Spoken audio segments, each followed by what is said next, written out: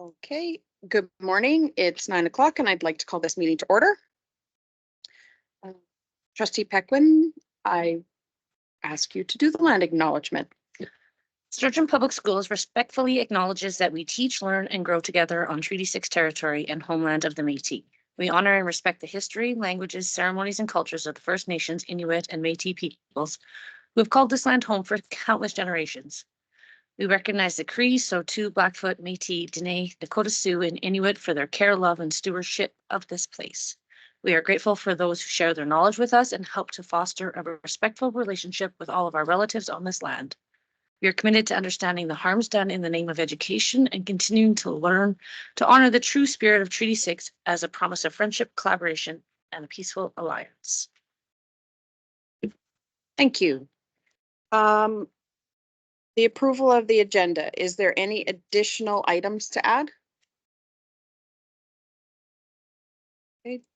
Just for everybody's awareness, we are moving 8.1, 8.2, and 8.3 above 7 to allow the wonderful people that are here to present those reports to us the opportunity to then leave. Can I get an approval of the agenda? Trustee Marie Elliott, all in favor? Carried. Approval of the minutes. Were there any noted errors, omissions, or changes? Trustee Marie Elliott. Trish Marie Elliott, Ward 4. I noticed if we could add to the trustee reports, both Stacy and I attended the Sturgeon Comp Winter Concert, and that was not on our trustee reports, somehow got missed off. So that could be added. I'd appreciate it.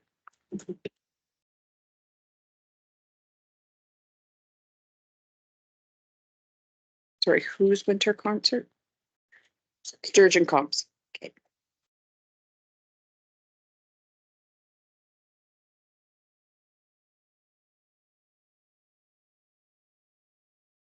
Any other errors or omissions?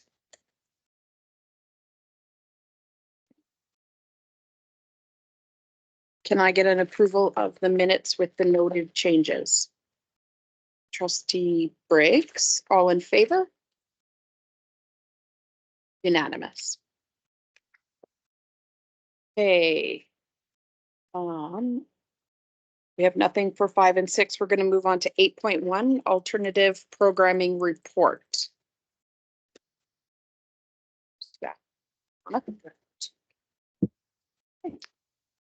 Gary? Yeah, good morning. As I was writing the report, I was like, oh man, I just wanted to give lots of information, and I see that I did, so I'm sorry for that, but I'm also not sorry, because I really think that this work is important that we do here at Sturgeon across the division. So this year I've been charged with looking after off-campus and alternative learning programs in our division. And I'm just going to jump right into it. And I'll just give you some highlights from each of them. And if feel free to just jump in and ask questions at any time as I go through the report. And John, of course, too. You can correct me or add in additional information if there's something that needs to be. So just a brief outline of what I'm talking about when I speak about off-campus programming.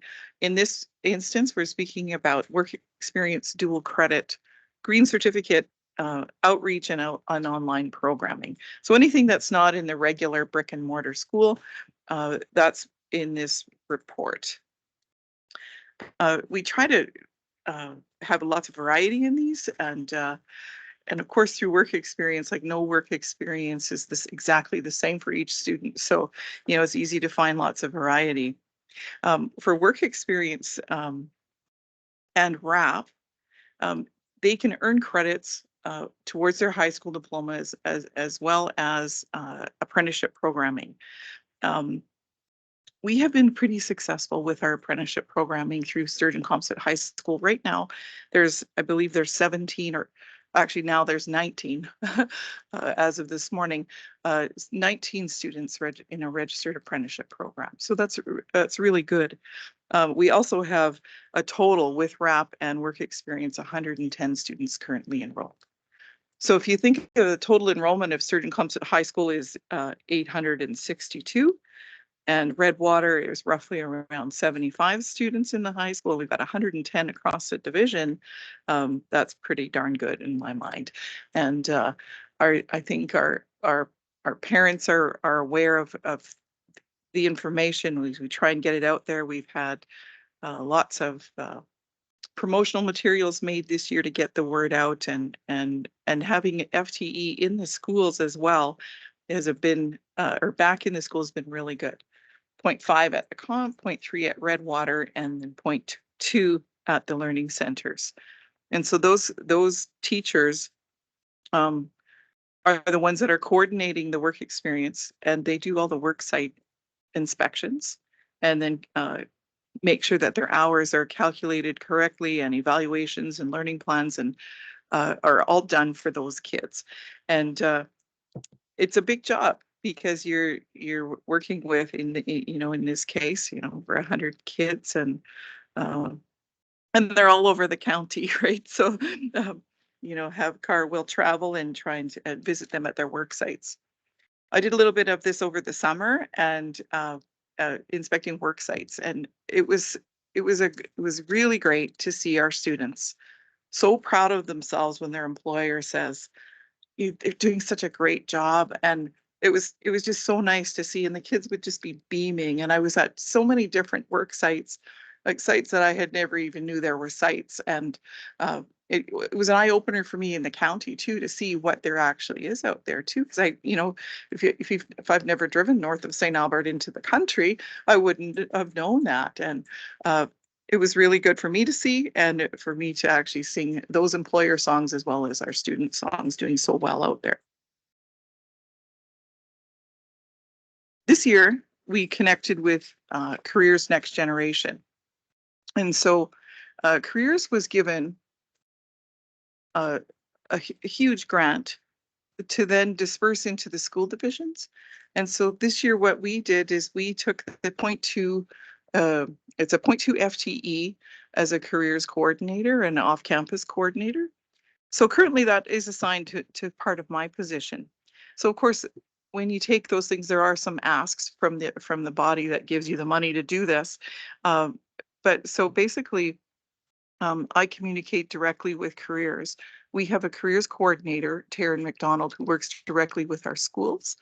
As well, we have another one, Arlene Kruger, who works directly with me when we collect some of the data. And the data that they want is the information that's directly related to the skilled trades.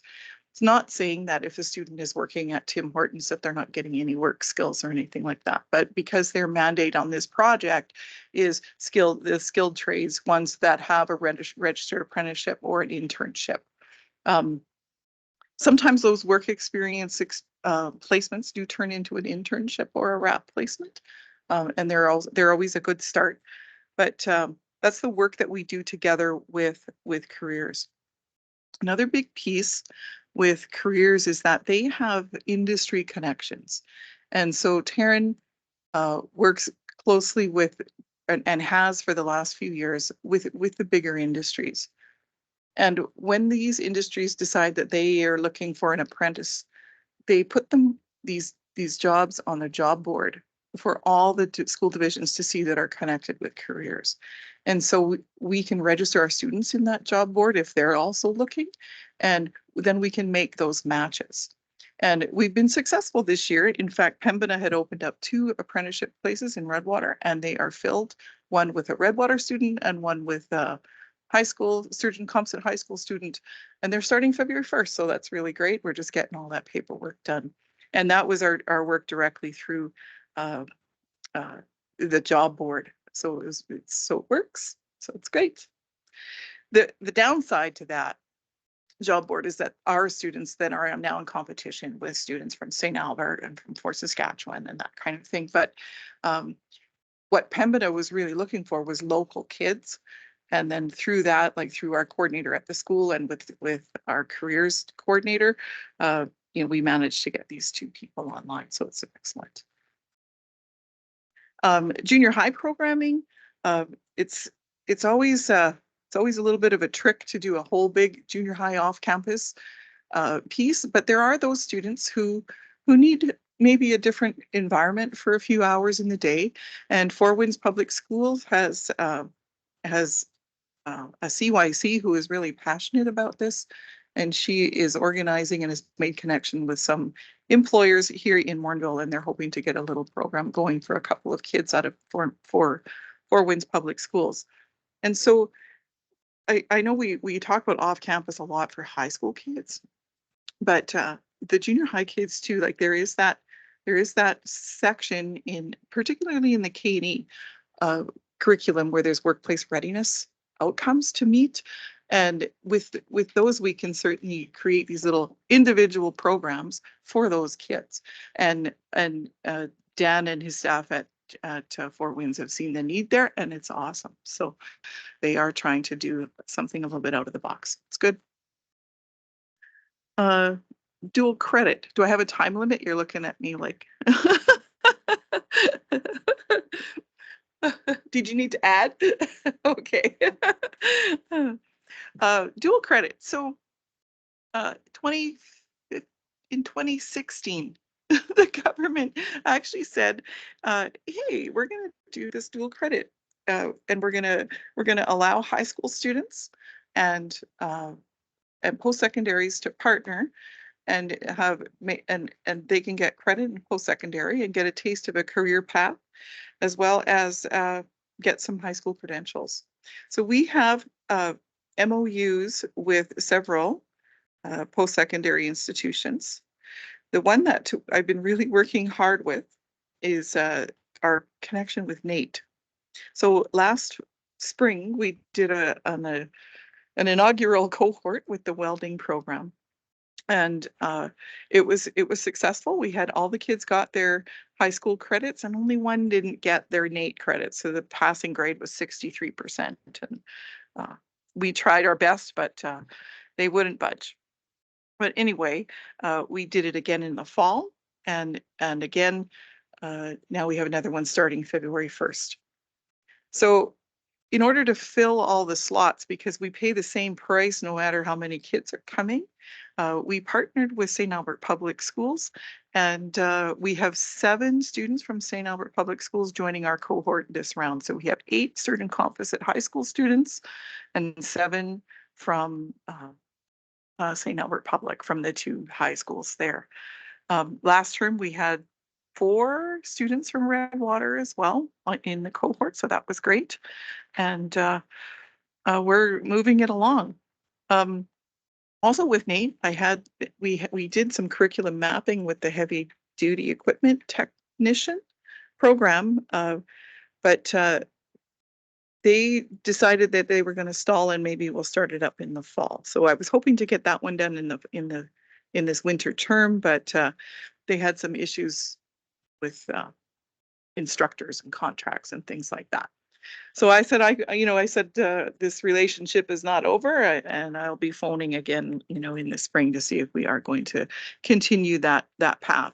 And if not, maybe we look at a different program with NAIT. They are on our doorstep, and I think they do fantastic work, and they are willing to work with us and work with the high school kids. So I had the pleasure of going to the welding shop actually right before Christmas with the students, and boy, they were tired. They were already asking what time is lunch. And then, it's like, when are we going home? This is such hard work. But they had their safety briefing and they welded all day. And it was great. They brought in an extra instructor for the day, and they had lots of one-on-one attention, and it was fantastic. And I also know that I will not be a welder anytime soon.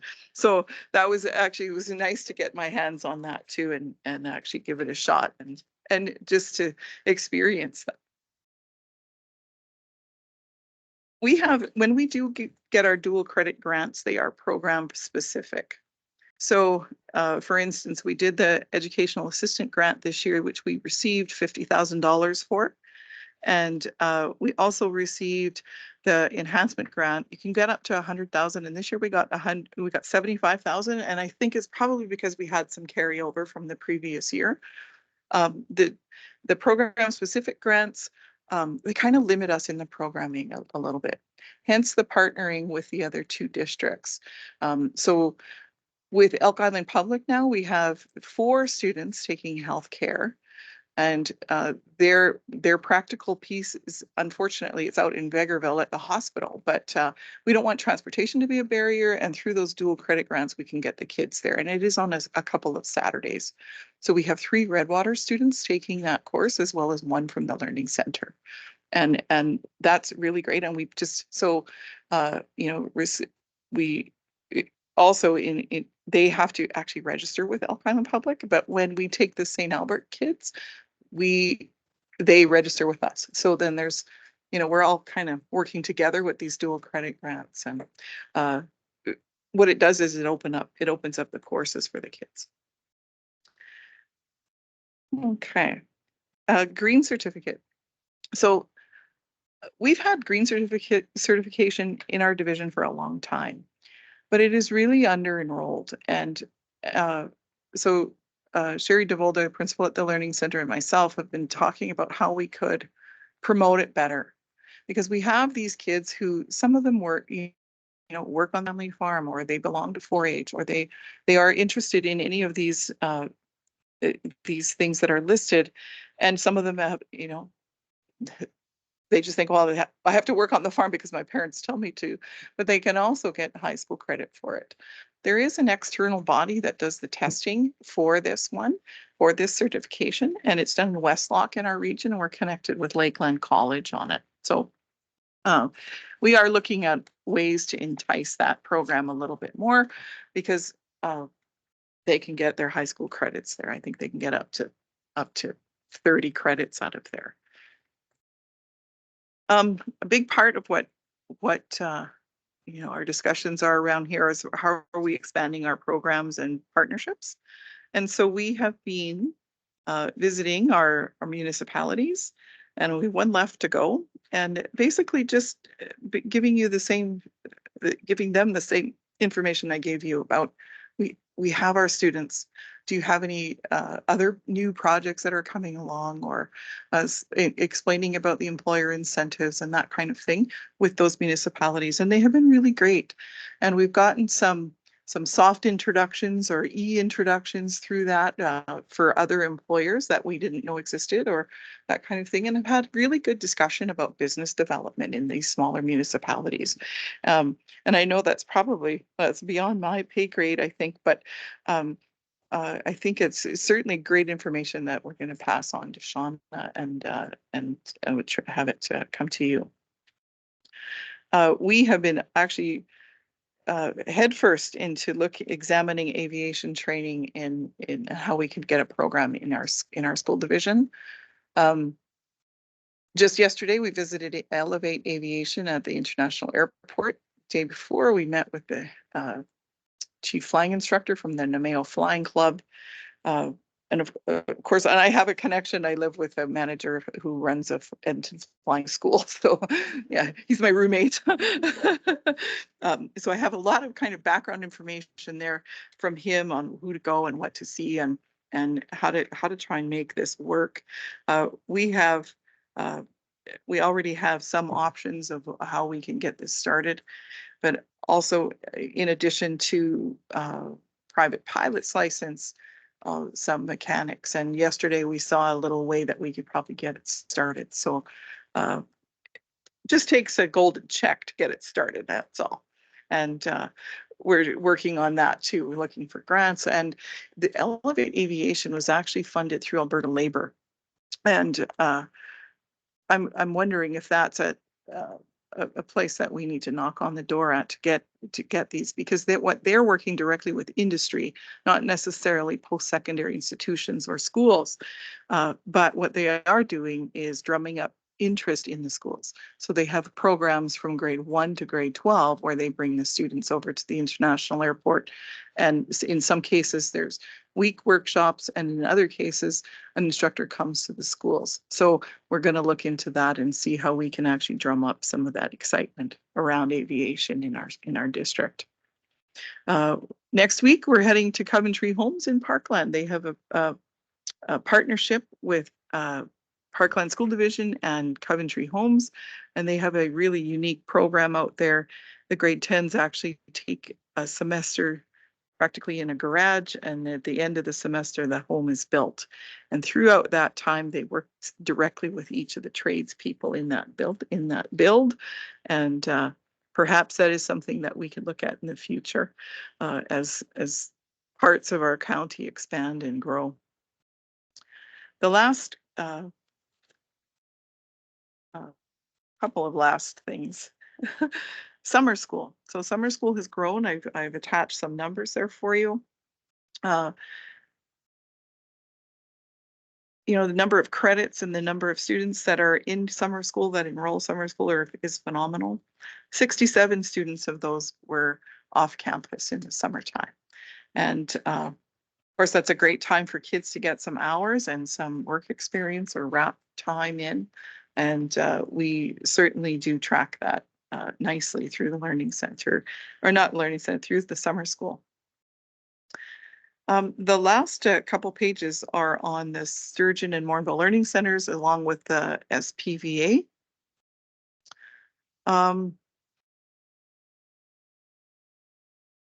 I think what I'd like to highlight here is that we know, like we've got the enrollments, but what the concurrent enrollment is.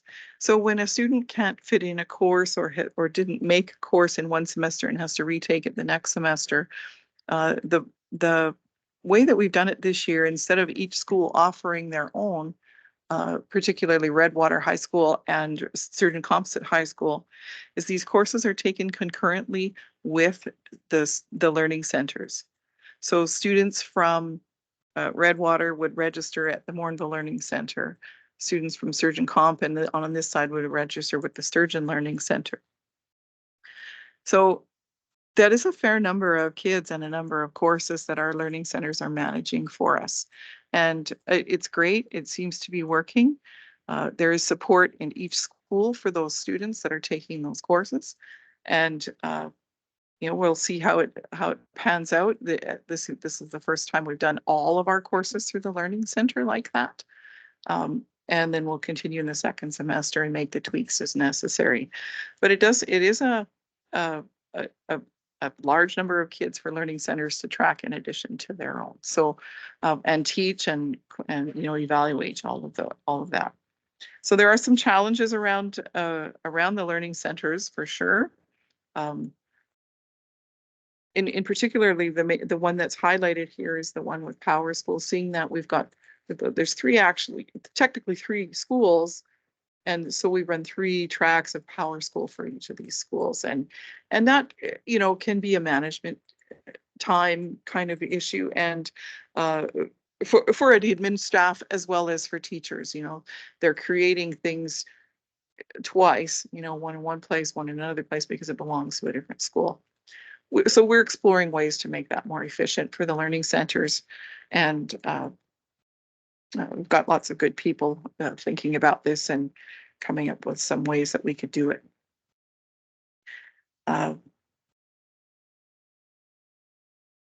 What I really like about the Learning Center is that they've got students from grade 7 to all the way up to age 45. Not that the 45-year-old's in grade 7, but he's this person is upgrading just because they may be doing a career switch, or they may be just wanting to learn something. But it's such a unique way to deliver learning, and I would you know, love to see this just continue and flourish like it is, because there are so many different successes. While we have been visiting the mayors, we were talking a little bit about scholarships and you know, supporting the kids that are in an alternate learning program. Those kids that are in grade 12 or grade 10, 11, and 12 they're usually only taking 1 or 2 courses at a time. So they actually don't meet the criteria for Rutherford scholarships because you have to be taking 35 credits. And so it doesn't mean that they're not doing great things in their courses. They're just taking less because of the circumstances they have. And so what we're looking at is how do we reward those kids who are also doing awesome, even though they wouldn't qualify for the Rutherford, so how can we establish something like that for them as well? A little bit of support, or scholarship fund or donations or something like that. So I think that's a really key point, that even though they're not in a regular brick and mortar school, they're still doing awesome. They're passing and they're working hard. And I know they've worked hard at making connections with the kids this year and the past few years, bringing the students in, having their celebration days, their flex Fridays where they come in and do activities and meet and join together and do some other learning activities. So that's been fantastic. I think all in all, the learning centers and SPVA, although it's small, is very successful. And yeah, so that brings me to the end of my long pages. So any questions or comments?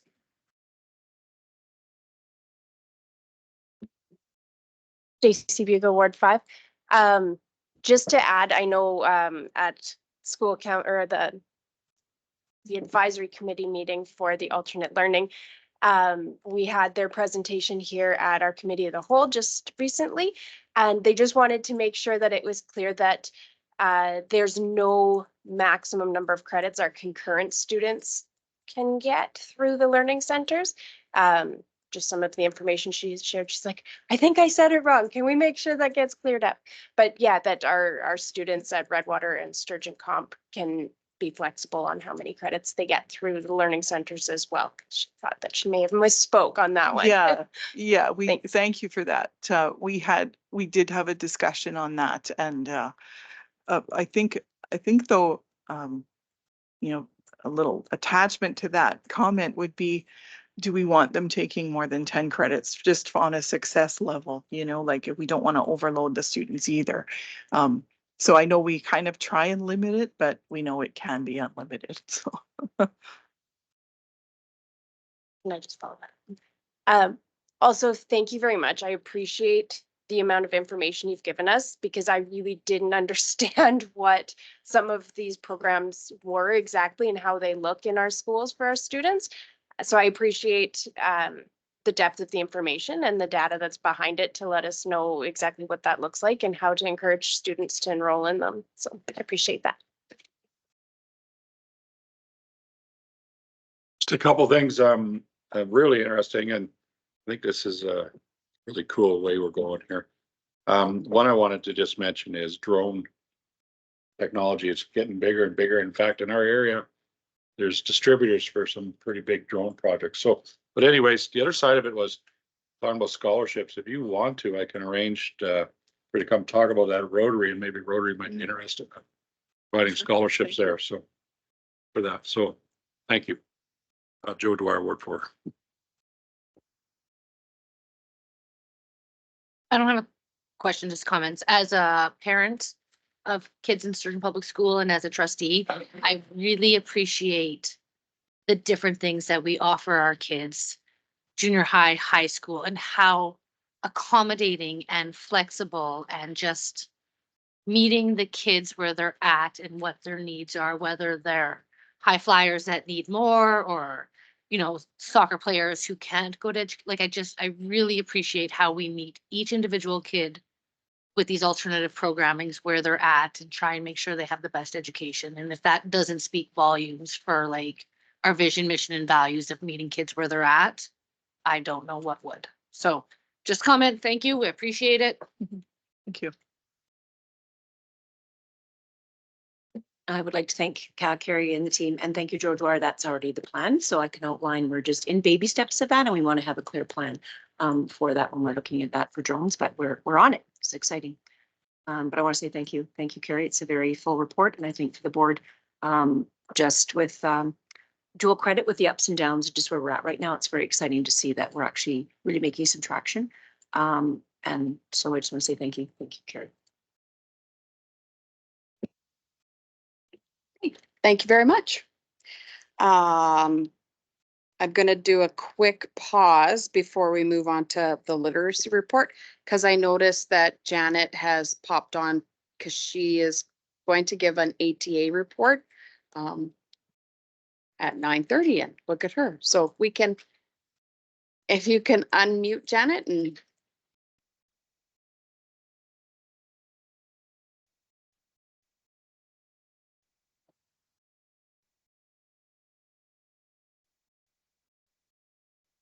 Hello, Janet. John Conrad here. I often help a bit with the tech. I can see that you are unmuting, like your icon says, yes, you're talking, but for some reason your mic's not coming through. Can you check your tech settings?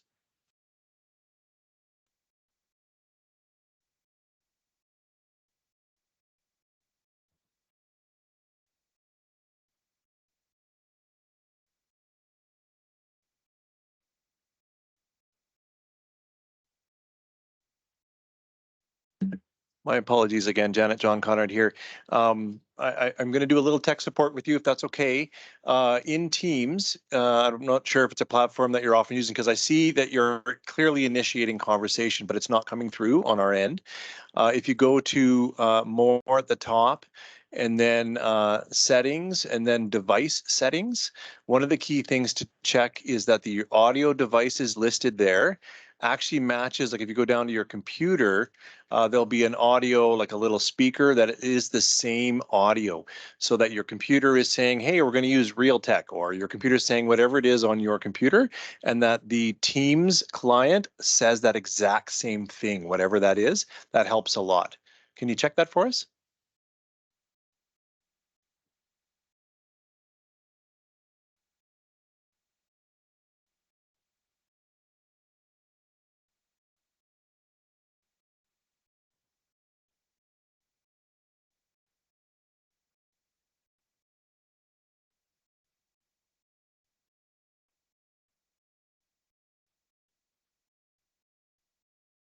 Janet, do you want to try putting your camera on?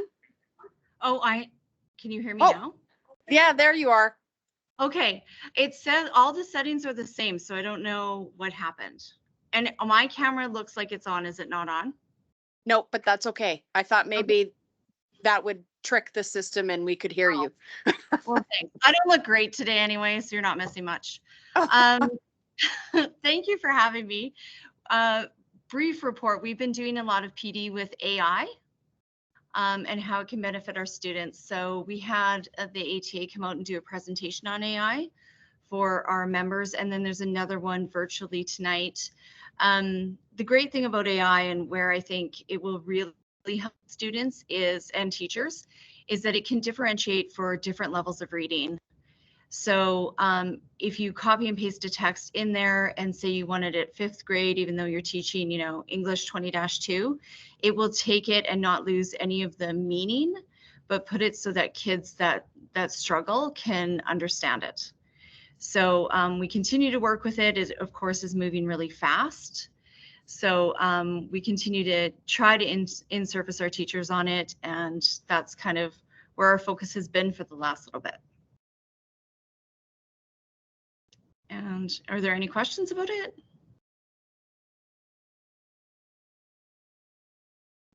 Go ahead. Can I just piggyback, Janet? Thank you for saying that, because yesterday I'm in my second round of school tours right now. So I was out at Lillian Chick, and it actually really warmed my heart, because I was hearing about a child who was in junior high that really struggles with reading, and they were looking at, as you know, with K&E, when we go high interest, low vocab novels for kids, because if they struggle with reading, it's hard to keep them engaged.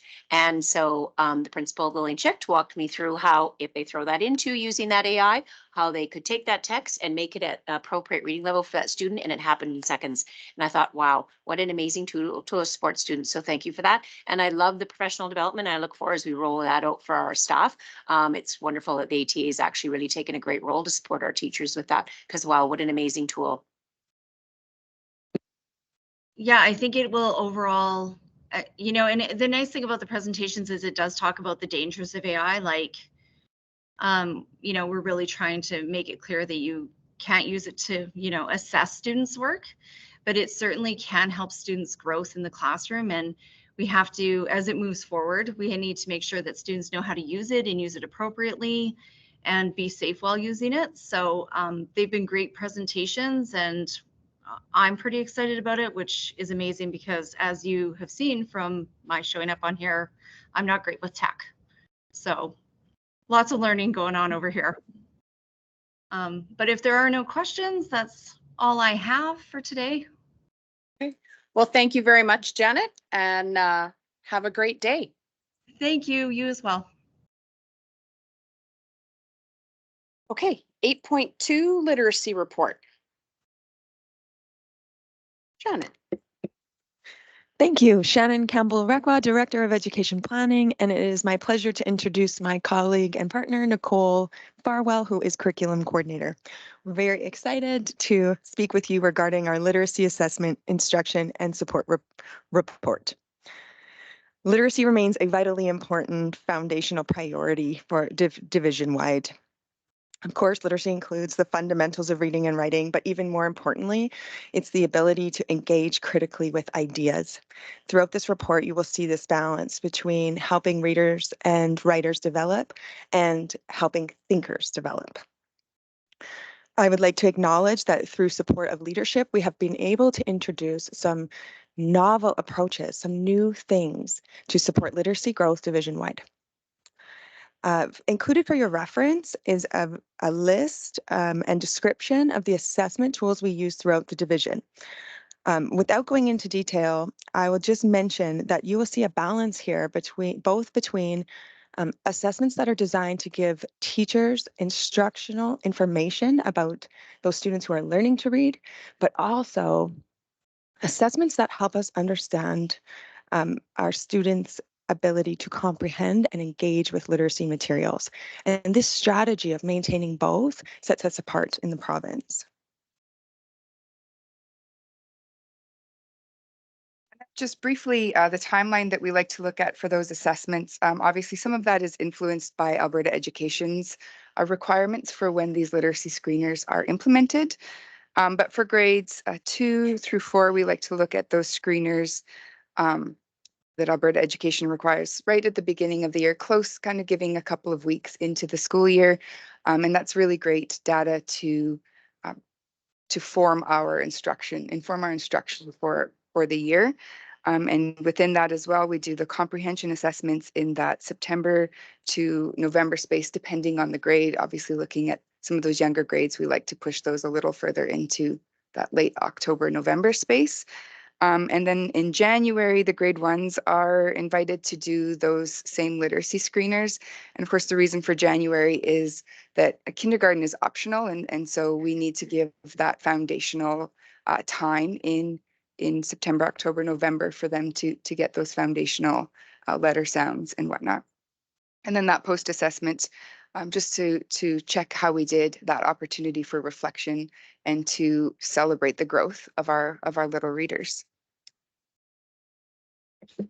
Thank you. Excuse me. This year, we have introduced the Reading Comprehension Assessment Tool in grades 5 to 12, division-wide. This is a rigorous comprehension assessment that is also digital. So that is a new support provided to teachers. I would like to point your attention to our literacy data, September data. We continue to focus on supporting our students who are at risk. In general terms, we like to see the natural distribution of students who require intervention, generally across subjects, is approximately 15%. So when we see percentages that are higher than that, we need to continue focusing on systematic approaches to improve universal instruction so that our classroom instruction is supporting all students. I also believe it's important that we draw attention to our French immersion data, as this also remains an area of key focus. When we evaluate the context around French immersion, we have been able to highlight some very specific action areas and have already engaged in the thoughtful program to work systemically to support our teachers in better meeting the needs of French immersion students throughout the division. And so just to highlight some of those supports that we're looking at, and this is where I could talk all day, but I will be brief, I promise. Promise, John. Really what we've been rooting it all in is looking at that layers of reading. And the reason why we went to the layers of reading as kind of a tool in which we can ground our work is, first of all, I think it's really important that we have a common language when we're speaking about this, so that we can engage in those really important conversations across the division in terms of how we provide the support. The layers of reading also provides a really important balance between those foundational skills that kiddos need to read, but also bridging into that space of why we learn to read, which is to make meaning out of text, right? That comprehension piece where they can make meaning and engage in critical and thoughtful discussion. So that's kind of where we've grounded a lot of that work. And the other really fortunate thing about the work that that Dr. Miriam Ramsey and Michelle Bentz do is that Miriam also has quite an extensive background in French immersion. And so we've been able to take that exact same research-based, rigorous, thoughtful approach to literacy and be able to bring that to French immersion in a really meaningful way. So that it's not just translated into French, but it's actually thought through the lens of French immersion and French immersion instruction. And so the teachers were able to engage with their first full day of professional learning with Dr. Ramsey in November. And then we just had a follow-up session that I facilitated and led for them to just come back to those touch points and have some really great discussion around there. And so we're really using that as that route. And then, of course, we continue to offer the PD menu that will have lots of opportunities to come back and have those important conversations around literacy. For our interventions, for the learning loss support, I just want to highlight that Alberta Education provided that funding with an important note as well, that we had to talk about how we're going to continue to support the grade 5 students, even though grade 5 students aren't being assessed provincially at this point. So with that in mind, we were pretty thoughtful about where we wanted to target that sort of small group intervention support. And the reason why we focused specifically on the grade 4s and 5s in terms of that pull-out intervention is that you're less likely to find opportunities within that classroom environment, within the curriculum, and within the needs of most students in there to provide that foundational literacy support that those students still need. So we felt that would be the best place to continue to provide that extensive and intensive exposure to foundational literacy skills, whereas in the grade 2-3 space, they're still able to, it's very developmentally appropriate in those places, and there's lots of opportunity to continue to engage with those foundational literacy skills. Great, and as a final point, I would just highlight the plan support as we move forward. Learning coaches remain an important piece of the instructional leadership puzzle. We have designed rigorous new curriculum support. We will continue to design support for teachers and leaders to analyze data and implement effective strategies directly related to data, and then really focusing thoughtfully on leadership development as well, because we know that when our leaders are heading the way, that's when we see real traction at the school level. Thank you for the opportunity to share our report with you today. Thank you. Does anybody have any questions? Stacy? Stacy Pico, Ward 5. Thank you for this report. When I first saw it, I was a bit disheartened because you see numbers, and at the board table, we see numbers. But the more that I looked at it, there very much is a clear sense of you see the numbers too, and you understand where we're at and how to move forward out of it. And I think that comes across very clearly in this report. So I appreciate the way that it's laid out so that we can understand when I bring this to stakeholders, or if they see this report and say, what is going on? I can confidently say, this is what our division's doing. We're aware of where we're at, and we have goals and, clear processes already in place with the funding behind it, and the pieces are all there so that it's not just, blue sky thinking that things will get better.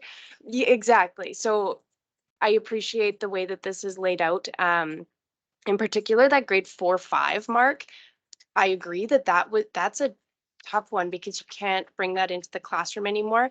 And it's catching them before junior high, where they just check out if they aren't, if they're not feeling like they understand the language and the reading, then we lose them a lot of times at that junior high level. So I think that's a great target, from what I've seen as a parent and with their friends and in the school environment. So I appreciate that. Thank you.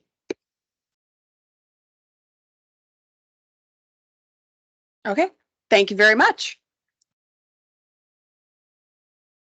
8.3 workplace safety report.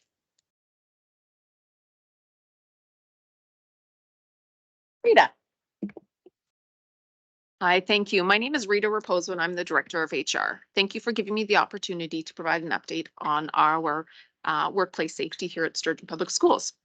So having served on the Joint Workplace Health and Safety Committee since I started, and now being entrusted with the responsibilities of health and safety, I'm committed to enhancing our safety protocols. In December, I successfully completed the course on developing an occupational health and safety management system through the Alberta Association for Safety Partnerships. And subsequently, I initiated the development of our health and safety management system, which is a comprehensive plan aimed at preventing injuries and illnesses in the workplace.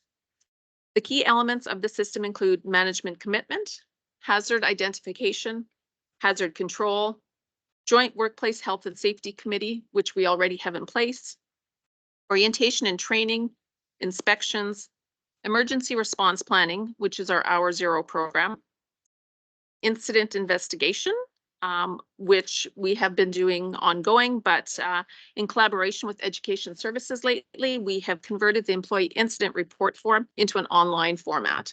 And so now this transition enables more timely investigations and the implementation of plans to reduce the number of incidents for the employees and the students as well. With input from facilities, the Joint Workplace Health and Safety Committee, and senior executive, this will all contribute to the refinement of our health and safety management system. And as we work to strengthen our health and safety program, it is important that each member of our school community recognizes and embraces their roles in maintaining a safe work environment. By fostering a culture where safety is a shared commitment, we can enhance our preparedness and response capabilities. Together, we will continue to prioritize the safety and well-being of our staff and students. Thank you. Thank you. Any questions? Stacy? Stacy Bugle, Ward 5. I know that within our division, we definitely have a lot of history of, workplace issues and that kind of thing. And I'm really happy to see this report. I didn't realize that as governors, that I know that part of our role is making sure that all our workplace environments are safe. I've been going through some PD myself and learned that part of our legal responsibility is making sure that this OH&S, the committees are in place and that we know what's happening. And I really like that we now know the process. I'm happy that it's going online. It's becoming more user-friendly for our staff, and anyone who's reporting can actually have immediate attention drawn to whatever the issue may be, and so that it can be remedied quickly and effectively without having to jump through hoops and feel frustrated with the system. So I appreciate this, and I hope that we see a report like this yearly, just to make sure that things are going well, and if there's any issue that we are aware of it in a timely fashion. So thank you.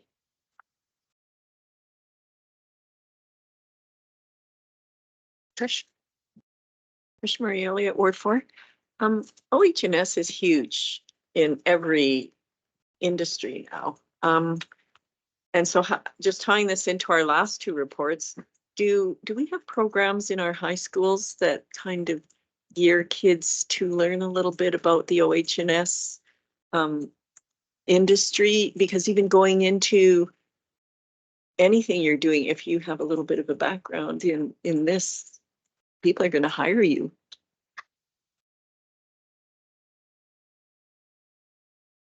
Jonathan? Thank you, Chair John Conrad, Deputy Superintendent. I'd like to bring back further information of the programs that we have available, but I know each of our high schools do work with young people, and it's actually required before they do any work experience to take a fulsome job safety and understanding course. It's definitely part of that. Before they can gain any work experience credits, before we can submit them, they have to complete that job safety. So in terms of understanding workplace safety, we're doing that. In terms of preparing kids for a career in job safety, I would have to come back with that information.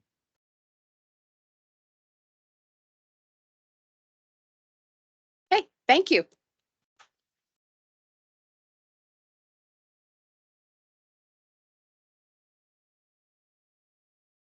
Okay. Just before we get into 7, Stacy had brought forward about module 7 in the PSBAA, how it was good. It was on Policymaker. So I went through it. It is good. And Shauna did. And so she has printed out module 7 for everybody. It's a quick read. It just goes pretty straightforward on our role as policymakers. I encourage you to read it. And how about we take a 10-minute break? And if you want to read it while we're on our 10-minute break, feel free, because we're going into policy. Go when we get to 7.2. Okay, 10 minutes.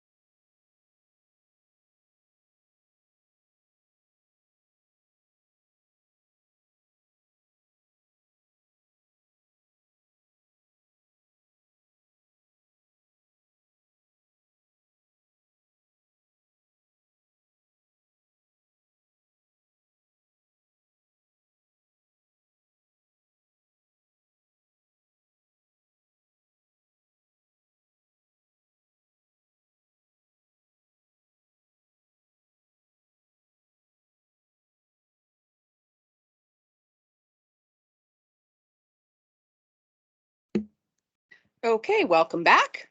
We are going to go on to our action items. So 7.1, Edwin Parr Selection Committee. Jonathan? Thank you, Chair. John Conrad, Deputy Superintendent. Provided for board to consider, administration is looking for a motion. The motion is that the Board of Trustees review the submissions of the Edwin Parr Teacher Award at the February 14th, 2024 Committee of the Whole and make their selection for nomination at the February 28th, 2024 public board meeting. Then provided for your information is a bit of a history of the Edwin Parr Award, the criteria that principals are considering right now as they will be making their recommendations. And then the deadline for nomination from our board to the selection committee. Admin is prepared to take questions. Does anybody have any questions? Stacy?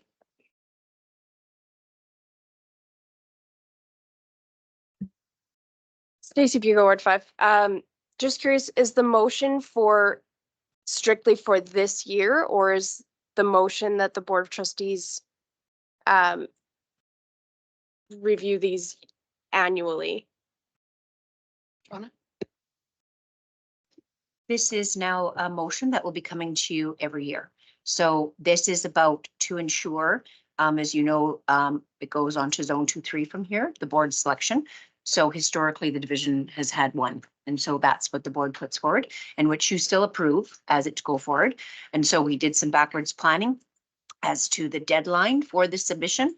And so this would be a memo that will come forward annually at this time to ensure that we have the time for the board to sit down if there is more than one applicant. So this is for this year, and this would be a reoccurring memo that will come at the same time next year. Joe? Oh, I got it.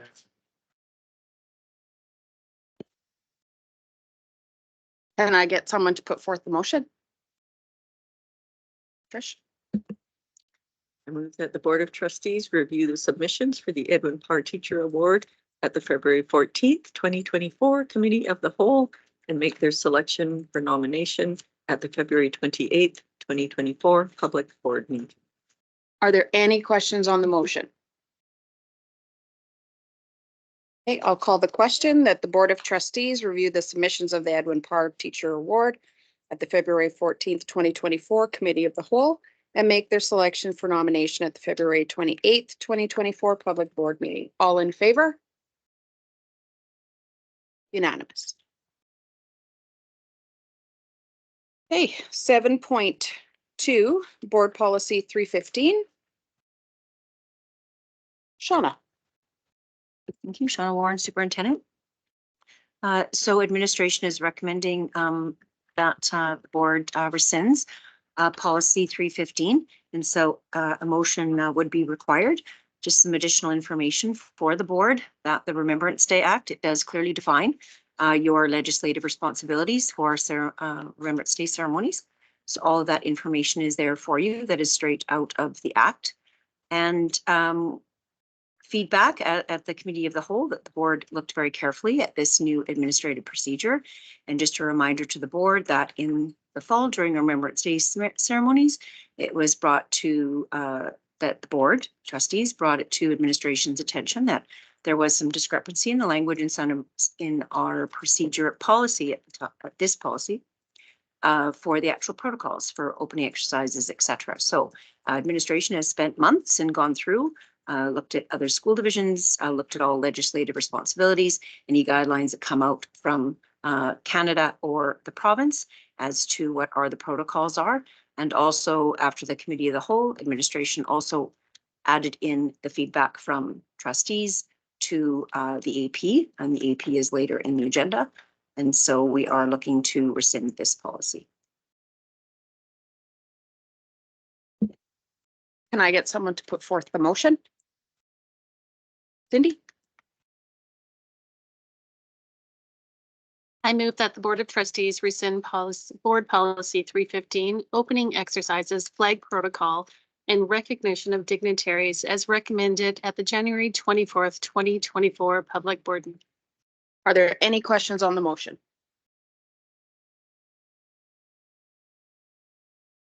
Okay, I will, oh, this is Cindy? Mine's not a question, but I do want to bring forward that I'm so happy that this is being rescinded and a new policy or a new AP is going forward because it was so confusing. So thank you for all the time that is going into this.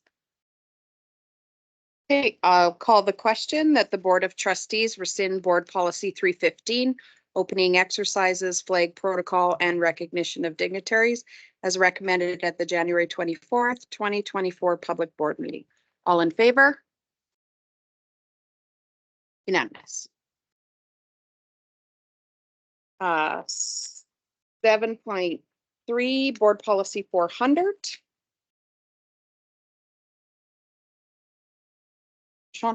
Shauna?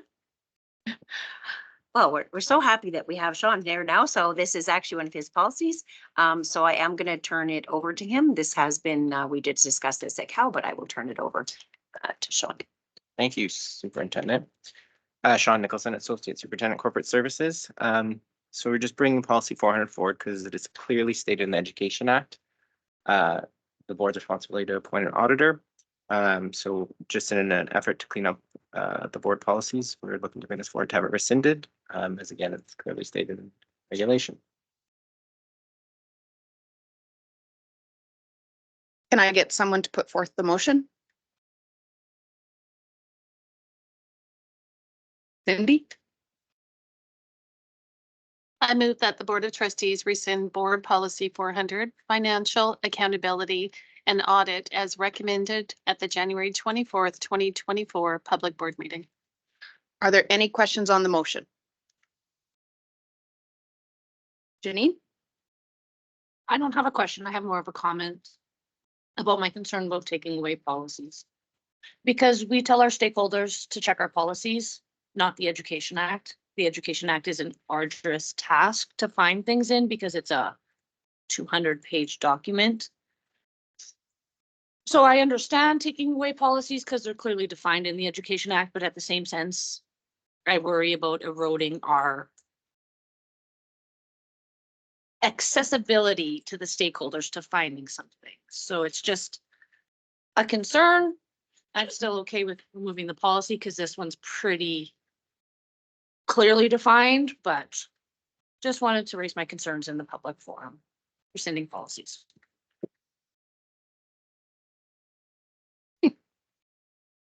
Anything else? Okay, I will call the question that the Board of Trustees rescind Board Policy 400, Financial Accountability and Audit as recommended at the January 24, 2024 Public Board meeting. All in favor? Unanimous.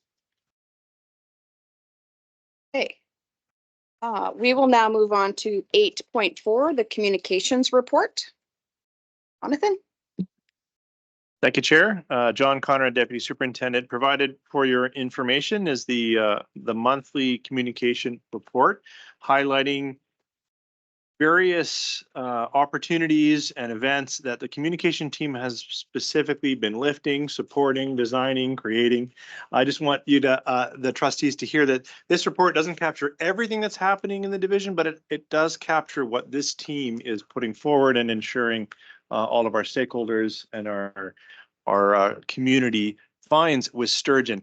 And one of the really, and I had the good fortune of attending the Kindergarten Expo here at Four Winds. I was not at the one at Redwater, but that was an awesome first for us. And I was very proud. I just want to share with the group, walking around, talking to all of the people behind the booths that are highlighting good programming within Sturgeon Public, and then clear information for our families that will be bringing their future grads to us. And in the spirit of that, I'm prepared to take any questions on this report. And then if the chair would allow, I would like to try, although I did not plug in directly, to present the video. It's a minute and a half to the group here because a lot of work went into that. And when I saw it on the big screen at Four Winds, it certainly moved me.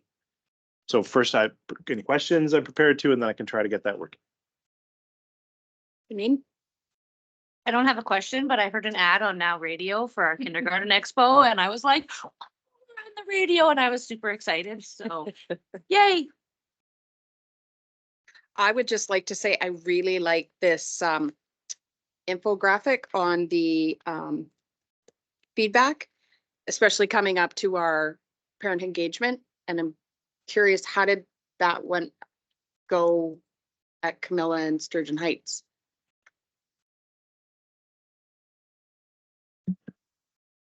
I was also fortunate to be at the first parent engagement at Camilla that invited Sturgeon Heights to join them. And it was a smaller group, but there was an excited group to be engaged in the conversation. I felt their insights were very valuable to hear their experiences in school and also their young people's experience in school. And I'm very thankful that we are now going to go into 5 other of our communities and host similar nights. I think we learned a lot too. We wanted table talk, but we didn't have tables. But then I think we've been very clear that we will have tables to help with that organization. But I did feel that the spirit was clear and that the parents that were present expressed many times that they were very thankful to be part of that. And this document that you highlighted in the communication report was shared ahead of time, was available there, and was also referenced. Clearly, we are actioning feedback from our stakeholders. Awesome. Yeah, because I had a little bit more time than Camilla and Sturgeon Heights to promote it with my parents. So any other comments or questions, Stacy? Stacy Bugle, Ward 5.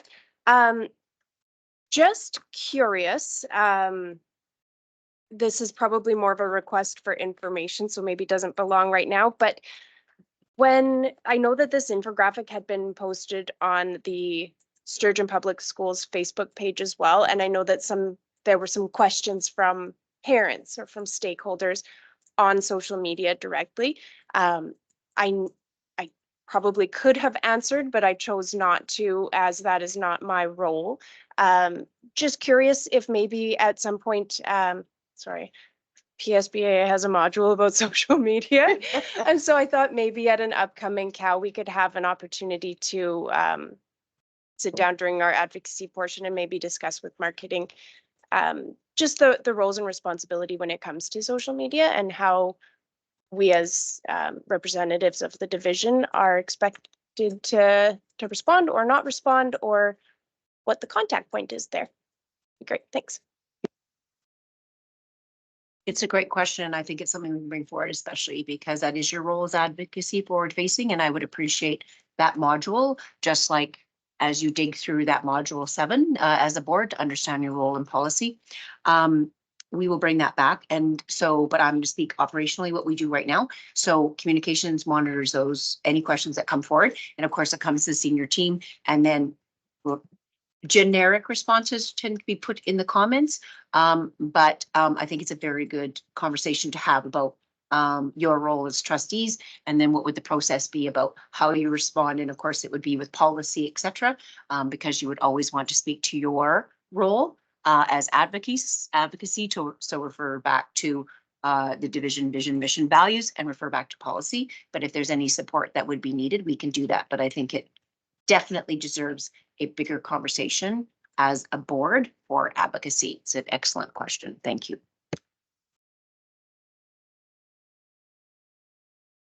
Thank you. Oh, yep. Sorry, I was just indicating I'm prepared to try to do the video. Is that okay? Oh, yes, yes. Good thing you said that. I forgot.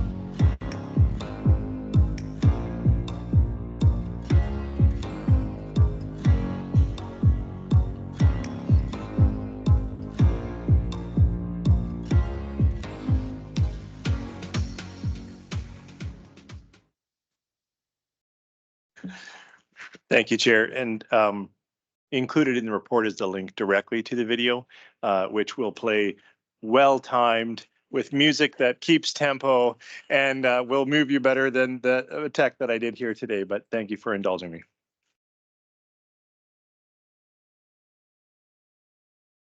Eight point five, Deputy Superintendent Education Services Report.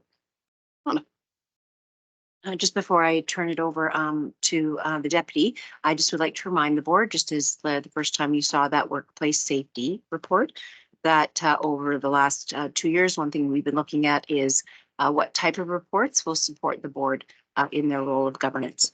So to ensure that the deputy's report is not basically a mirror of mine and it's a duplication of work, and that my monthly report is long enough for you to read, that the deputies will be coming every few months to you, but it would be more based on the departments and the roles underneath of the education services, not based on the LQS. So you'll notice that the format is a little bit different. And now I can turn it over to Mr. Conrad.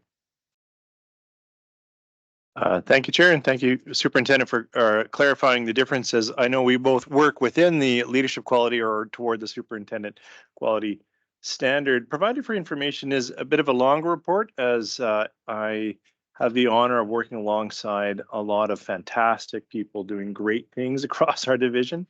Rather than, because it is long and it is for information, I know you've read through, and maybe it would be better for me to say, are there any questions that I could clarify or anything to this report rather than trying to summarize what is a capture of the teams that I work alongside? Some of it is very clearly directed. Oh, here I did this meeting, I did these things. And sometimes it's like, well, me and the team did that, and the team did the lion's share of the work, and I'm happy to be part of the decision making and the way we're going with it, if that makes sense. So I'm open to questions.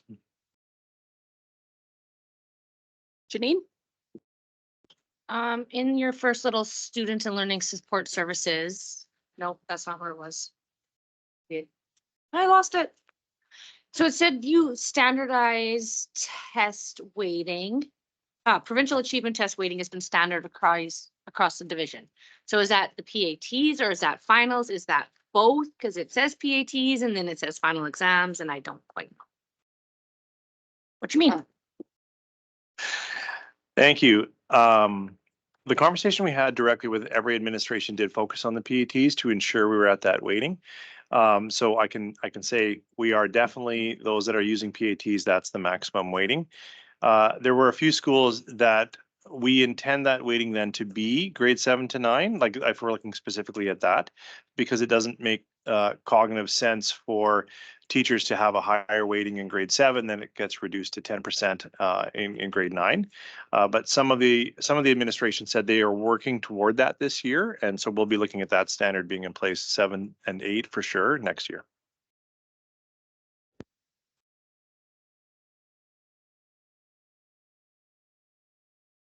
Stacy? Stacy Bugle, Ward 5. There's a lot of or some new initiatives that we're seeing mentioned actually in a few reports here today already with the aviation. As advocates and as we attend various meetings, chamber meetings, that kind of thing with our stakeholders, is there anything that we should be or should not be sharing as, I mean, this is all public, obviously, but what are we sharing with our stakeholders when we're discussing, what's new and great at Sturgeon today? If you can share, because there's a lot in the report, it's fantastic, but just so that we can be targeted when it's not necessarily our parents, but our community members that we're talking to. Shauna? Anything? Shauna Ward, Superintendent, anything that's public facing that's in a report, feel free to share. Just like the trustee speaking notes that'll be provided with you after that. I always provide that information. As for new initiatives that we are seeking right now, looking at for the upcoming school year, because the solid framework is not in place and we are still in the exploratory, the information that's being given is at a high level for a reason. We're we're not at the operationalizing yet. And so we don't want to be putting anything out that is not actually factual and going to land. So as we build that and bring more of a framework right now, as I said, a lot of our new things, just like our schools, our open houses are coming. Our principals are principals and they have a lot of autonomy. And as we speak about the programming we offer in our schools, it is in response to our community want and need. And so it is very clearly outlined in the Education Act and the role of the principal about programming, and in our APs, the process they have to go through, bringing it to parents, reporting to school councils, etc. And so they follow that. So right now, as we are prepping for our open houses in February, as we are getting ready to launch our 24-25 registration, those things are being finalized, but a lot of things are not quite there. But anything that is publicly facing, as in the report going forward, feel free to share. As for additional details, you can say to parents that they need to reach out to their principal, right? Because if there's more, because again, even within 2 days, with our board meeting not being right away, that actually that information the principal can be sharing, and you actually might get more up-to-date information at your school council meetings that might not make it yet to the board about specific individual schools. So does that help to answer your question? Trish? Trish Marielli at Ward 4. And this was a long and in-depth report, but I must say, like Carrie's report, I really appreciate these things because we hear snippets of things, and it really puts everything together and clarifies, oh, that's how that fits with that, and that works out here and whatnot. So I appreciate these reports from everyone who submits them. It's well worth your time because it really clarifies things for me anyway. Things like the mindful mentors. I was thinking, what was that again? Oh yeah, now I remember that was when over fall break, we took some kids. So please don't think that these are in vain. I think they have huge value and I really appreciate them. Joe? Joe Dwyer, Ward 3. I know she mentioned, talked about where we're moving on outcome-based reporting. Me personally, I'd really like to learn more about the connection of that moving forward to kind of an old system that's still in place with marks when they get to the universities and our secondary stuff. I'd like to know how that's going to work and connect for these people, especially in the ones that are in grade 11 and 12 right now, where we're going ahead with that. I'd like to learn a little bit more about that in the future somehow.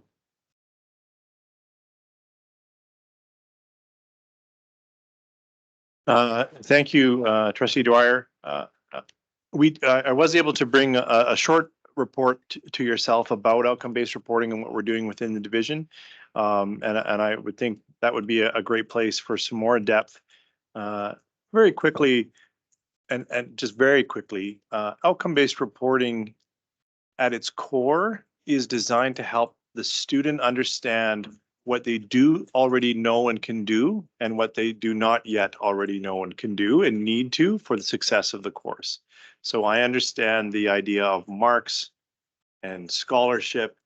The communication back and forth on outcome should help the learner become a better learner and understand what they need to do next to do well with that content, which will translate to a better mark on any external or final exam. So that's just at the core and a high level, but I would refer you back to the report we brought before for more detailed information.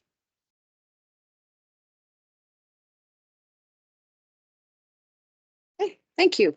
8.6, 2023-2024 Superintendent Discretionary Fund. Shauna. Chair, Shauna Warren, Superintendent. So provided for the board's information is where we are at with the Superintendent Discretionary Fund. So if I just, sorry, I have to scroll, I apologize. So last month in this same report at the December 20th public board meeting, it was reported that discretionary funding between November 23rd and December 13th included 1.1 FTE for educational assistance at Sturgeon Composite High School on Trail, 4 FTE for child and youth care workers at Lillian Schick and Redwater, 2 were full-time, and then 2 were positions that required top-up funds because part of it was covered under the SLS grant. 0.4 of a teacher at Lanning Trail, 1.0 FTE social worker division-wide for an additional cost of 200,000. From December 14th to January 17th, the following additional staffing, FTE and resources have been allocated using these dollars. So an additional 1.0 FTE for an educational assistant to support 2 grade 1 classes at Bon Accord Community School. So the principal, we did have, and actually we dissolved a class. And so 1 class was actually split and put between 2 current grade 1 classes. And so when that happened, there was clear communication out to families as what was happening. And then I did ask the principal to sit down, look at the needs, what were there, and make sure that those teachers and students were supported. And so as a result of that, I did allocate additional funds to support an EA for those 2 classrooms for the remaining of the year as a result of that change. Additional 0.2 FTE for an educational assistant at Legal Public School. And this is for a brand new pre-K pre-kindergarten child with complex need that's actually just enrolled into the school. And but the specialized learning supports grant actually paid for 0.3 of that. So it just needed the top up. So just a reminder, it's a 0.5 position for the remainder of the year because of course our pre-K programming, those students come to school half-time. And as the board is aware, as we move forward with STEAM, that we are aiming to build capacity across the division for our STEAM programming to have it more uniform across the division for our scope and sequence for what children, students are learning when and what's happening in our schools. So this is funding to support 10 of our teachers that will be attending some STEAM PD coming up. And that is my report, and the dollar amounts are reported there for you. Trish? Trish Marie Elliott Warford. In response to the STEAM PD, are there any specific grades that we're targeting for that? Or is it all, I think right now we're kind of like grade 5 through 12, mostly with PD? Are we going in any, or with STEAM? Any younger grades being targeted? The representation of teachers is across the division. We were looking for teacher leaders. So this is a very similar setup as what we do with our other cohorts, that we actually have teacher leaders in each building, that they go to this PD, then they come back, and then there is a plan. Education Services has a plan so that then they have to report back and provide in-school PD for other staff. And our goal, as you know, as we grow STEAM programming into our high school, is that we are looking at this focus across the division, across our grades. So this is a very wide range of teachers, leaders that are attending this professional development.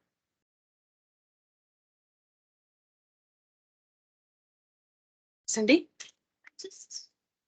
I just have a question. Under the child and youth care workers on the information report on the graph, on the chart, it says 7.0. Child and youth care worker for 78,000. Shouldn't it be 0.70? Because it's reading to me that there's 7 of them. So those are actually from previous ones across the division. We actually have quite a few child and youth care workers across the division. So that is the correct FTE, but you'll notice the date that was back in August, right? So we have quite a few child and youth care workers working in our division. So 7 at 78,000 each, or 7 of them for 78,000? It's not reading clear to me. Are you seeing that, Lisa? I'm gonna get Lisa to double check that. I think that one was also a top up. It was a top up. I have to go back to my August report. Okay. Or my September report, but that was the top up for those. Yes. So it's the top up for those 7 positions. Okay. And so it's back on my September report. It's reading to me, and I guess if anybody would read it, it looks at 7. So, okay.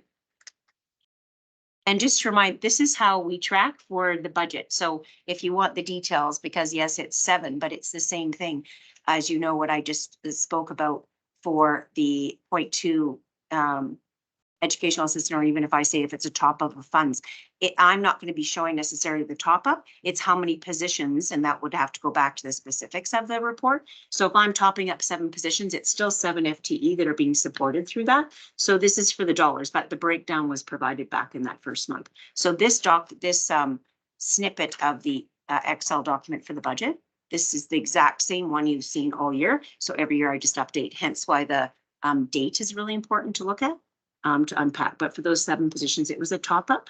This is, you know, child and youth care workers, it was new positions. And as for the salary, what we budgeted for was a little bit, it's a little different, right, for the actuals. And so this was to make sure we could cover those positions as we implemented.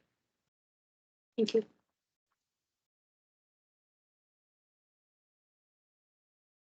Okay. 8.7 Superintendent's Report. Irene. Again, this is the monthly report provided to the board, so it's provided for your information. Does anybody have any questions?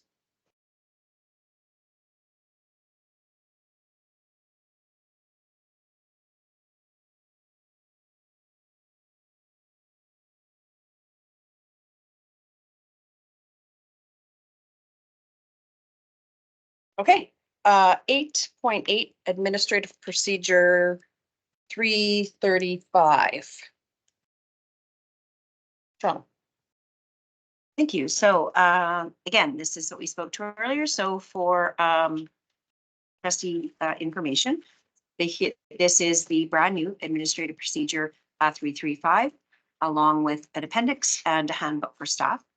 And so all the work that the board, all the feedback that we've received from the Board of Trustees, we had, as indicated in previous public board meetings, that we actually had a couple staff members who have been, are very embedded in the military historically with their families and very passionate about this. And so we brought in these 2 teachers because they wanted to have some input into the protocols, and we want to always, of course, grow our leaders and provide our staff our opportunities to do something that they might not normally get to do.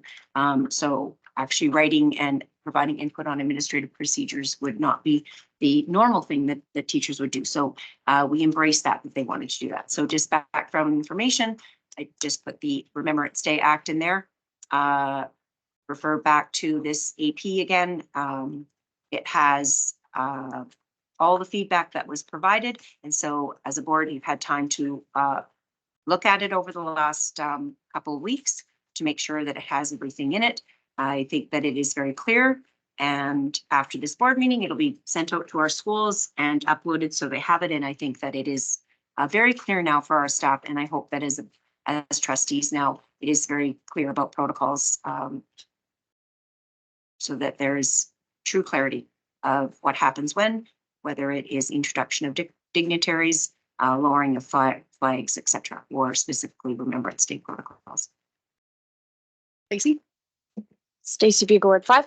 I know that APs are operational and not necessarily something that trustees have their hands on, but I do appreciate being able to see this because it quite clearly in 2.33 says, or sorry, 2.3.2, the role and expectation of trustees shall be defined in the invitation, which is sometimes a challenge when we're invited to events, but we're not sure if we're speaking or we're not speaking, and all of that. So I appreciate this AP being shared with us so that we know what the protocol is also, so that we can, you know, go back to our administration if we receive something that doesn't quite follow the protocol, and be on the same page as all of our staff. So thank you for sharing this with us. I too want to say thank you for incorporating all of our requests from the COW. I didn't get confused this reading. Okay, I'm going to move on to our reports from trustees and standing committees. I have to apologize. I was going to have mine. I'm still in vacation mode yesterday, and I left my laptop at home. So I will have a written report submitted by the end of the day to Crystal. The The only thing I wanted to point out, which actually will also lead into 9.2.1, is I was able to finally have the collaboration meeting with myself, admin, the FCSS from Gibbons, Helen from Shine, and Shelley Greenwood. And I let them run with it.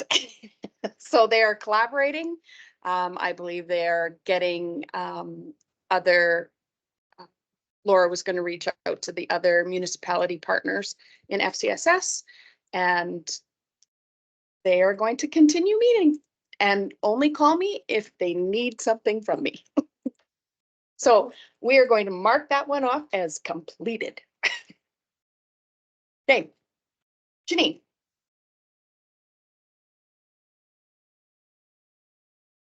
Janine Peckwin, Ward 1. My report is in the package. I'm hoping I did a couple highlights. I attended the Kindergarten Expo in Redwater School, and it was great. I attended the junior high musical theater at Redwater School, and man, for those grade 7s, 8s, and 9s to sing in public is amazing. And some of those kids just killed it. So I look forward to that every year. You can see the shy kids who got put in that option and don't want to do it. And then some just rock it. So it's kudos to the teacher and those students, because it takes more guts than I have at 40, whatever I am. And they're teenagers. So good on them. And then I added it to my report today, so I will update that and send it to Crystal. I went Monday and read to a couple of classrooms at Oka Park for their reading week. And it's fantastic because the kiddos are so much fun. And yeah, and then I did all the rest of the stuff that everybody else did. Joe. Joe Dwyer, Ward 3. One of the things, just as my report's been handed in, but just want to talk about the stakeholder input and at Camilla. It's you know, it was really good and all that. But it always amazes me that a school of 500 some, like we had, I guess, a decent attendance, but there's 500 parents that aren't there, and I'm not sure what to do or how to communicate, get them out. But that always, I want to say it public, that always disappoints me when we don't get a bigger attendance at those things. I mean, that's all I wanted to comment on that publicly. Thank you. Cindy. Oh, you just turned yourself on. Cindy Briggs, Ward 2. My report is there for your information.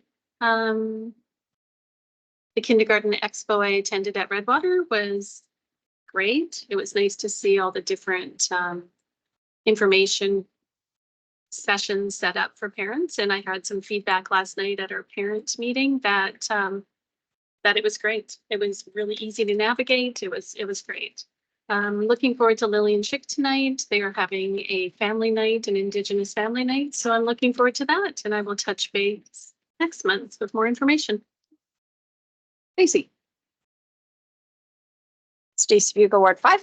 My report is in. I apologize. I did not include the MLA meetings. I was just thinking they were part of our days, but I was at those meetings as well, or the one that we've had so far, and then the one this afternoon.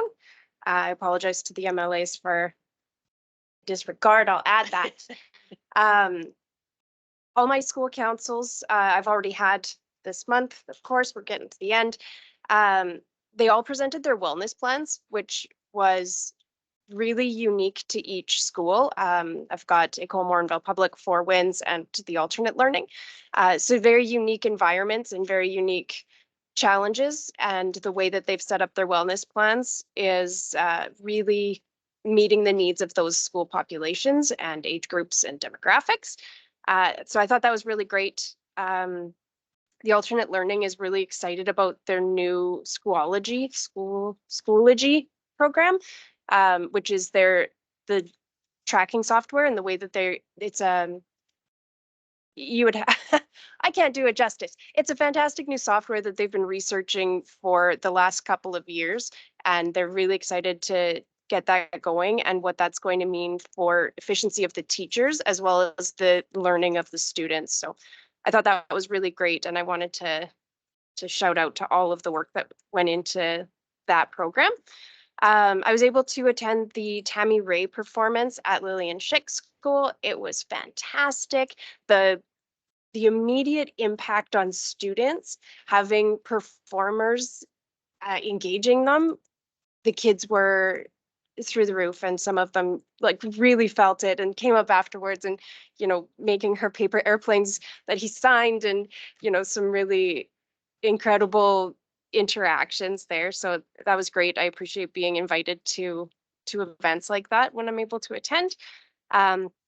Kindergarten Expo at Four Winds was fantastic. Lots of really great feedback from parents, from the staff members that were in attendance. All stakeholders that were there seemed really engaged and really happy with the event. I thought it looked beautiful. The branding was incredible. The way that every sign on every table matched. It didn't matter which school you were from or which program you're representing. It really was a Sturgeon night. So I was impressed to see that. One of the PD sessions that I was approved to participate in was the 4 Seasons of Reconciliation. So that's it goes all year and it's released in chunks, and there's live webinars. The last one that I did was a webinar with Robin Wald-Kimmerer.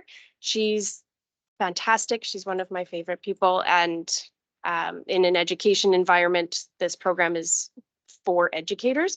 And so to hear her speak in that format with that focus was really great. So I appreciate the approval of this PD for me, as well as the PSB modules. PSBAA modules are really good, and only take about 30 minutes per module. Like, I highly recommend just pop in, and if there's something that you're interested in, just start going through them. I think they're really valuable. And that's all. Thank you. Trish Marie Elliott, Ward 4, and my report has been submitted. Just a couple of things that were unique to me were the school council at Sturgeon Heights. Mr. Shute is back, and things are going smoothly. There was one concern brought up which had to do with supervision during outside breaks and also at lunch hour. And they're looking at various ways of dealing with that with different levels of success. One thing is using junior high students to help out at and assist in lunch supervision. So working through some growing pains there. I enjoyed the community engagement session at Camilla School. We had a pretty good turnout of course, the engaged parents. I think it was good as the first one, speaking with some of our senior admin after they thought of ways that they could tweak it a little bit and make it more accessible and maybe get their better responses they were looking for. So that was good in that way. So thank you for all the work that they did in that.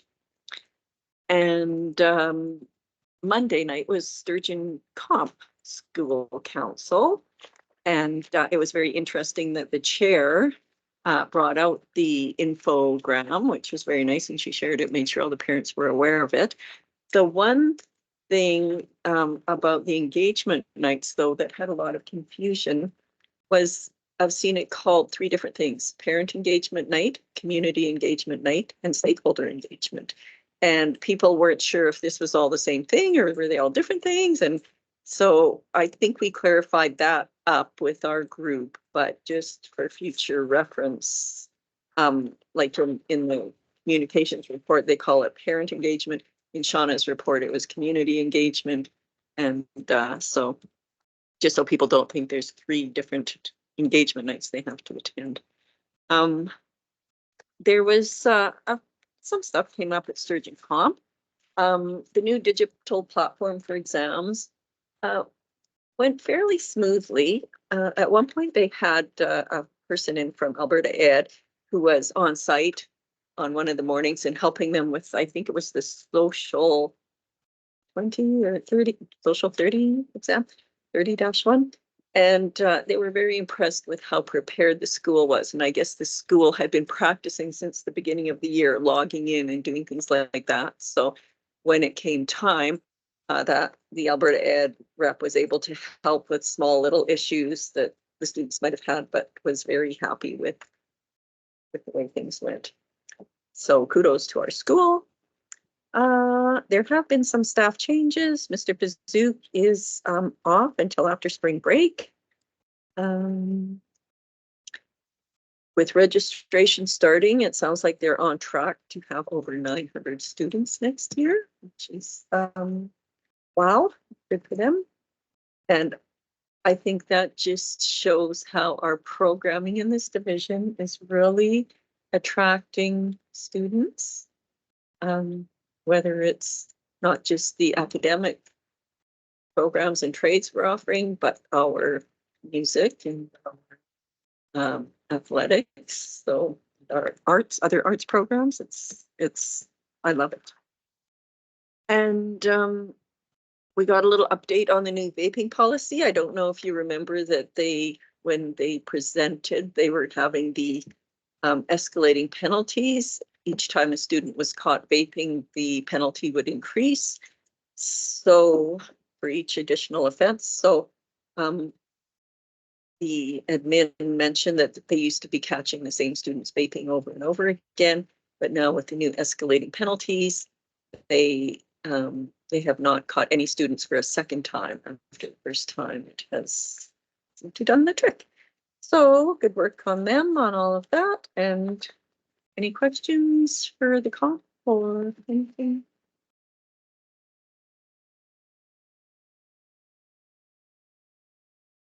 Tasha?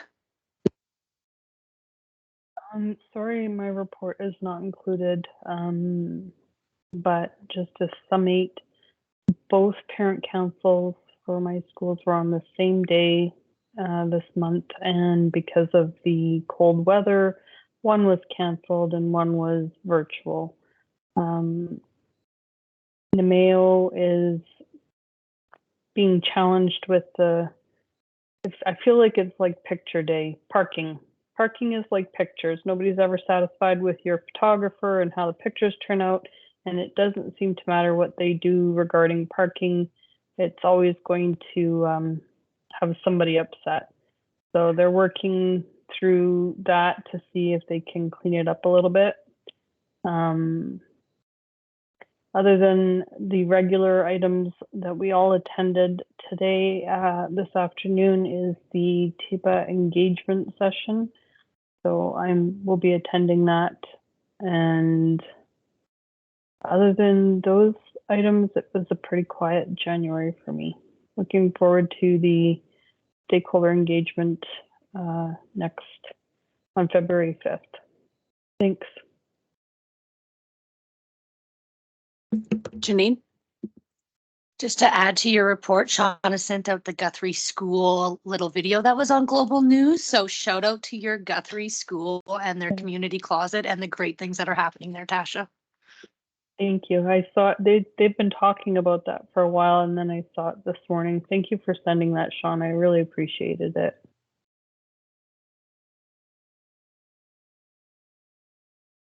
Okay. 9.2.1 Board Strategic Work Plan. I don't have my computer to open it.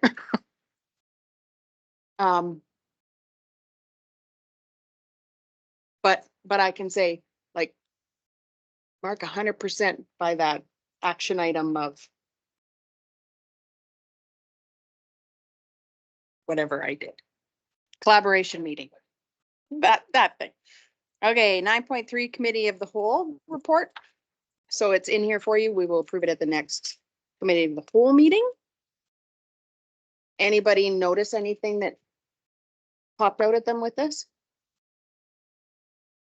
Okay. Rotary report. Just, go to our Ward 3.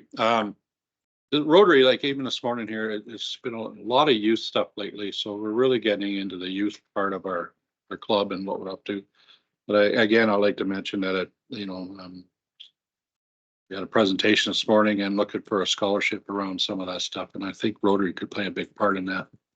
So there's some opportunity there, but there's also a need for us to get out, and we're doing that, going to do that through the Interact Club in Sturgeon, but there's actually quite a few leadership type things that are provided through Rotary International that I think a lot of our students could take advantage of. It's just communicated a little bit more. So we're going to work towards that in the near future, and you should probably start to see some of that stuff come out through that Interact. That's all I have on Rotary. Thank you. 10.1, Alberta School Board Association. Jane. So I just seen Trisha's report in the agenda package and it looks amazing. So maybe I'll do better next month. Maybe I won't, but she set the bar pretty high there. Zone 2-3, there's not a lot of PD, but there was a lot of good. So there was an ASBA directed PD, but there was so many discussions. So I think we'll have a more in-depth conversation about those at Cal, because there was best practices for student engagement, and there was some really cool ideas that I would like to talk about with advocacy with our own student engagement, which we might do sooner than Cal, just because we have our student advisory right before that. So maybe me and Stacy and Jonathan will, and you, whoever, will have a chat about some of the things that they do, because it was really just a great discussion. The answer from Alberta Education about the inclusive education standards is that the minister is committed to updating the standards for special education, and you can expect something in the near future, which I believe has been the company line for a significant amount of years, but I thought I would bring it up because that's what they said. And there was changes to the superintendent regulations that increased the salary caps on there. And then we had a really in-depth discussion with how can ASBA support rural school boards. So it was mainly just like everybody saying kind of what their problems were, so we can go into discussion with that too at our next Cal, because I don't know how public all of those conversations are. And I will do a better report. Thank you. Oh, Stacy. Stacy B. Ward 5. I also attended the Speaker's Corner. It was hosted by, it was the Education Commission of the United States. So it was, again, very US based, but I guess they've got some connections now. Interesting though, the language being used in the States is very much what the language is being used here as well. Like the hold harmless and different, policies around that, and really a focus on teacher retention and recruitment. Career education focuses how they're, using similar strategies to try to encourage, especially rural teachers or rural students to get into education, to stay rural, and very similar type of supports that we're offering here. Not a lot of takeaways, except that there are a lot of similarities between education in Alberta right now and what's going on in the States. They do have, it sounds like, I don't know if CSBA, or has anybody, I don't know how involved we are with CSBA, like the Canadian School Boards Association, but in the States, because every state is so unique, they do this, this organization does a lot of tracking of policies, education policies within each state, to make sure that they're tracking trends and that kind of thing. I don't know if CSBA does something like that, where they're tracking policies at the provincial level to see where the alignment is, but I thought that might be an interesting thing if we're ever in that space with CSBA, to see if there's something like that monitors. And then I also thought that at Zone 2-3, they had a new Mythbusters section of their advocacy committee that is, they're going to take a topic and kind of, deep dive into what it means. This one was classroom complexity, which I thought was an interesting conversation about the fact that classroom complexity is often like funded classroom complexity is not necessarily what it looks like in a classroom, because often it has to do with the unidentified complexities like life-threatening allergies, how teachers are navigating that without ever being compensated, or even, most people aren't even aware that that is on the teacher's mind all the time. Students who are going through divorce, death in the family, changes in living situation, and the complexity that that child brings with them that is never going to be coded because it's situational. And without that second count in enrollment, how teachers are navigating classroom complexity that really is not showing up on any data that you can apply for funding for. So I thought that was an interesting conversation and look forward to seeing what Zone 2-3 advocacy comes up with next. Thanks. 10.2, Public School Board Association of Alberta. Trish. I'm Trish Marie Elliott, Ward 4. And thanks to Crystal for supplying the template that made it easy to pop in. Whatever. Yeah. Looks good anyway. Just a reminder, the plan was that the boardroom is booked for February 2nd, the PSBAA webinar, which is presenting the Choice in Alberta Education paper. I find it exciting because our division has contributed through our superintendent. And I was hoping to, I am planning to, is anyone else planning to, anyone else? Yeah, I'm gonna. Yeah, okay, so I was gonna say if it's just a couple of us, we can ditch the boardroom and do it from our, but yeah, I think that'd be great if we do it here. We'll celebrate our contribution. Sure, sneak it in. Another update is the upcoming PSBC on February 8th and 9th. Originally, they had just, it looked like you could only register for the whole session. However, they have recently changed that. I've sent out the email. So if someone wants to attend just the dinner speaker or just one of the days, that option is now available for reduced charges. So if anyone wants to come and join us, that would be awesome. Also on the agenda, the environmental scan for the PSBC upcoming is what are the greatest challenges your school division is currently facing and what are some possible solutions and strategies? I know some of the divisions just kind of scribble a few notes 5 minutes before they're up, but in the past, and especially the last one, I have been compiling input from central office and different people. And I think they've come to expect that Sturgeon's report is going to be a little better than a few scribbled notes at the last minute. So I'm hoping if anyone has anything to add, I was going to build on what Janine had sent out the issues for rural boards were, which is basically a lot of our issues, and add what I had mentioned to that as well. So if anyone thinks we're missing anything, please add it. I'll just, we do keep it very brief, but I like to make sure that they have a good idea of us as a board, not just what I've thought of in the last couple minutes before. So the other thing is on January 16th, PSBAA sent an email to all trustees, and I think Irene resent it recently, with info about their 2024 Special Recognition Awards and their multiple categories.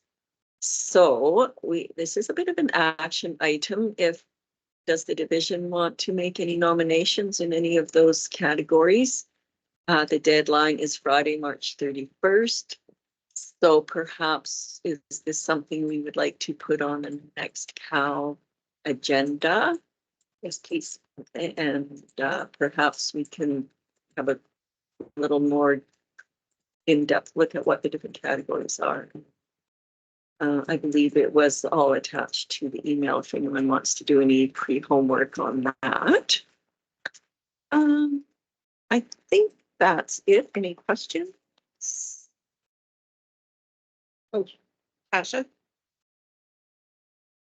I was just going to suggest, and actually it's probably both for Trish and Janine, is challenges we're facing. You could take some nuggets out of our MLA agenda discussions. That was it. Thanks. Yeah, thanks, Tasha. Good idea. I'll go through that and see what we have written. Stacy? Can we add the ASBA awards? Like if we're going to look at some of the awards and possible nominations, can we make sure that we've got those ASBA ones in there too? Because I think they have similar timelines. Thanks. Janine? On a similar vein to that, like the ASBA Honoring Spirit Award, the nomination is due by February 5th. So I don't know. It would be nice if during our admin councils, because that's more of like a teacher nominating, I would assume. If we could have that on like their January agendas or their December agendas for those. Because, you guys don't talk about enough things. Like, let's add a little bit more. Donna? No, thank you. Just to reassure the board, we take that very seriously. We actually have them on standing items, and every month we go through every single one and remind them, and our principals are pushing it out to staff. So as you know, we've had for the Honoring Spirit Awards, we've had students that have been honorable mention. And so we push it out in the deadlines, et cetera. Just like Edwin Parr, we've been pushing all of those out consistently. So I also suggest as trustees, that would be a very important thing to bring up at your school council meetings, because then it's coming from your role as advocacy, for advocacy, right? That you're advocating for that, because that is very important. So then it's coming from another voice, not just from administration. That would be great.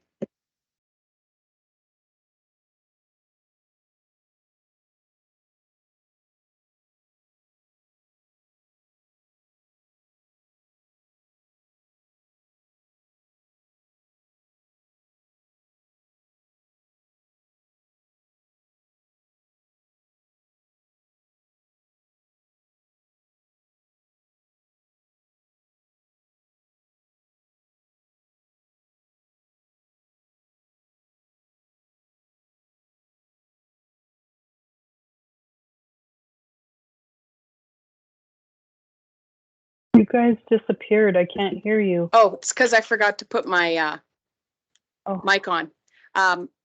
In-camera link was sent to you for in-camera. Cindy made the motion to go in camera and I called all in favor. Unanimous. Okay. So we'll take 5 to do the switch around.